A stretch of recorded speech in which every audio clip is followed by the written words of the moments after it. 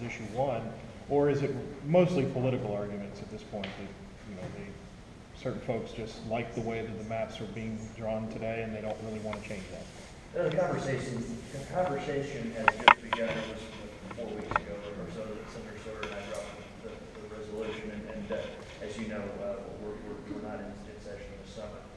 So as we come back this fall, I hope there's a more robust conversation that occurs around this. But I think that there are folks that the main argument that was raised, if we think back to last year when we were passing this, was that there was the case of Arizona state legislature versus Arizona Independent Redistricting Commission that questioned the constitutionality of having an independent commission drawing your lines. That was satisfactorily resolved by the U.S. Supreme Court here in the last few months, and so that erases that argument. And I would argue that what we have in issue 1 or in the resolution that I've proposed is not really an independent commission anyway. It's a creature of the legislature. It's created by an act of the, it's referred to the ballot by an act of the state legislature, and it includes 4 members who are appointed by members of the state legislature. So it's not truly an independent commission in the sense that the Arizona Independent Commission is. But regardless, that argument's off the table now. And so, the question is a simple one: should we change the way that the congressional districts are drawn or not? I think that there are a few people that have said that we should not, including some very prominent people from my party.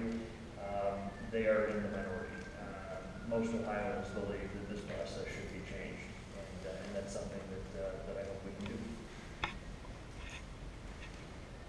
Okay, what is a fair map going to look like if issue 1 passes? Obviously, you cannot have competitive districts across the state. The landscape just doesn't allow for it. How will you know if this has actually worked and created more competitive or fairer districts? The essence of what makes issue 1 and SJR2 a more fair system is that they take into account Ohio's voters' actual preferences.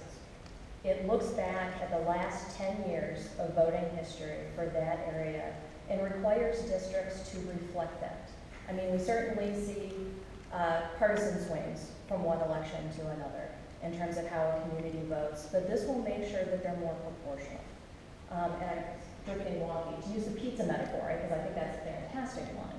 If you have pizza, you want to have even slices that represent that fair thing. So you've got, if you have, half mushroom and half pepperoni, you've got your 4 slices of pepperoni and your 4 slices of mushroom, and you're not carving them up in some weird way.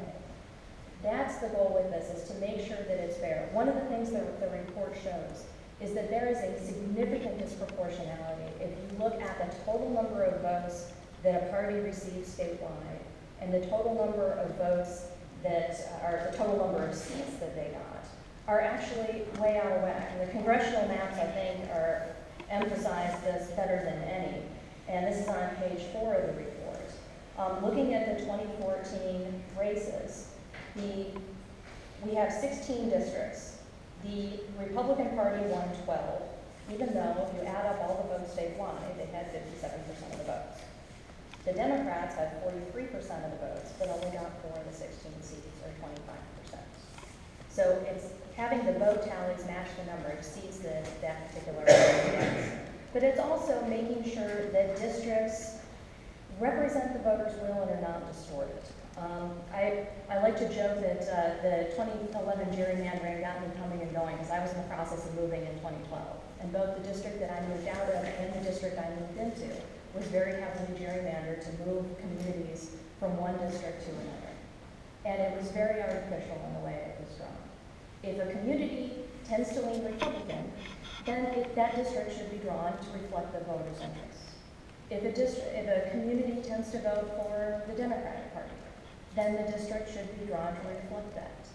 If a community tends to swing back and forth, as more and more of them do, then the district should be drawn to reflect that political preference of the voters rather than being artificially carved into one side or the other.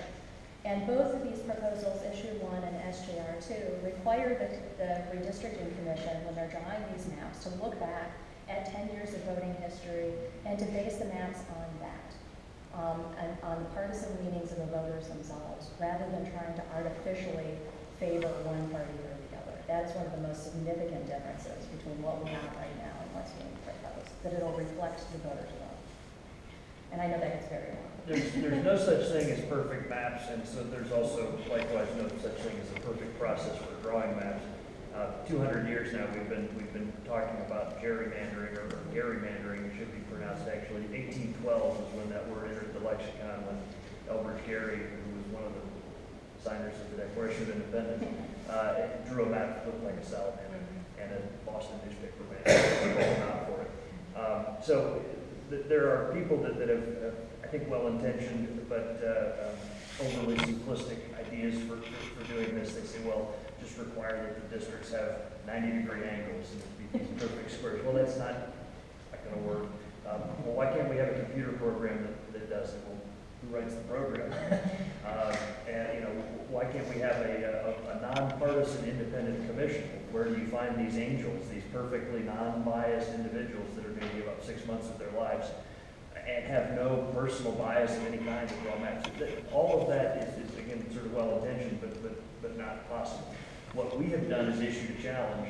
If the voters approve this, and we've said Republicans, Democrats, or whoever the prominent parties are years into the future, you have to sit down and behave in a stateswoman-like way and find a way to compromise. And so I would say that in 2021, my definition of success would be that we don't trigger the impasse resolution, that whoever the members of the Redistricting Commission are able to behave like adults in a statesman-like or stateswoman-like way and get this done through compromise, which is not a dirty word. It's how you solve problems in a democracy. And in addition, it's also seeing the process work and the rules being followed. Right now we do have rules for how districts are supposed to be drawn, but the Supreme Court has deemed not to enforce them. They've said they are not binding. They are not required. That is one of the very important reasons why we need to change how we draw districts to make sure that we have rules that are required, that are binding, that the Redistricting Commission does have to follow. And some of the elements of the proposal will be benchmarks of success. The new proposal will require transparency. It will require deliberations to be held in public rather than in a bunker. It will require maps to be put forward for public comment before the hearings, so that the public has input on the actual maps. As the Senator mentioned, it's going to require compromise. It's a bipartisan plan that requires votes from both sides. Those key elements are going to be the measures of success.